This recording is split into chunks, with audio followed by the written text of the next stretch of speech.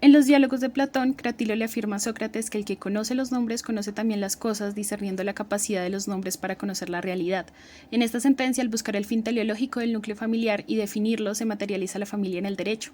Es un reflejo de la identidad de nuestra sociedad en un momento determinado. El hombre crea el lenguaje para construir la realidad y es la interpretación de ese mismo lenguaje por el que puede ser condenado. Para fines de entender la sentencia, los hechos jurídicamente relevantes fueron: el señor A y la señora E tuvieron un noviazgo, fruto del cual procrearon un hijo nacido el 16 de enero del 2014. Semanas después del alumbramiento pusieron fin a la relación. El 4 de marzo del mismo año, cuando ya no existía compromiso sentimental entre ellos, A se presentó en la vivienda que compartía con sus padres y su hermana con el propósito de visitar al menor. Tras pasar algunas horas con su hijo, A salió de la casa y le pidió a E que lo acompañara al exterior de la misma para dialogar. El primero tomó asiento en la motocicleta en la que había arribado y aquella se ubicó de pie al lado suyo apoyada sobre el rodante. La conversación devino en una discusión agresiva, en desarrollo de la cual el ahora acusado le manifestó a la mujer que prefería verla muerta si no volvía con él. Dicho esto, puso en marcha el vehículo, arrastró a E por varios metros y abandonó el lugar. La víctima sufrió laceraciones en diferentes partes del cuerpo y hemorragias internas, estas últimas producidas porque recientemente había sido sometida a una cesárea. Instancias procesales. En primera instancia, el Juzgado 26 Penal Municipal Mixto de Medellín condena, luego de hallarlo autor penalmente responsable del delito de violencia intrafamiliar agravada, al señor A. Posteriormente, en la impugnación, la Sala Penal del Tribunal Superior del Distrito Judicial de Medellín confirma el fallo, la casación es inadmitida y la demanda de revisión es admitida, condenando al señor A en calidad de autor penalmente responsable del delito de lesiones personales con incapacidad para trabajar o enfermedad, según los artículos 111 y 112, inciso primero del Código Penal.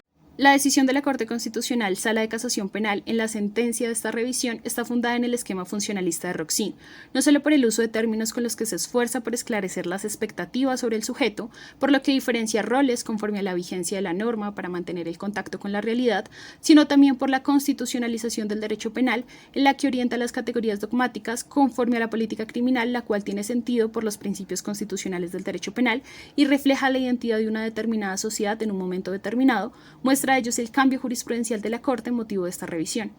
Es así como, a pesar de que el sujeto con su acción sobrepasó los límites de riesgo permitidos en la sociedad, tras analizar teleológicamente el ingrediente normativo de núcleo familiar dentro del tipo de violencia intrafamiliar agravada, en donde la Corte encuentra como bien jurídico protegido por el tipo la armonía y unidad familiar que tienen su fundamento constitucional. Como no se adecua la conducta al tipo de ninguna manera, la conducta podría tipificarse como violencia intrafamiliar, por lo que deja sin valor las sentencias en primera y segunda instancia, en donde se condenaba por este delito, modificando la conducta a título de lesiones personales con incapacidad para trabajar o enfermedad según los principios de legalidad y el indubio pro reo. Declaración de voto de la magistrada Miriam Ávila Roldán.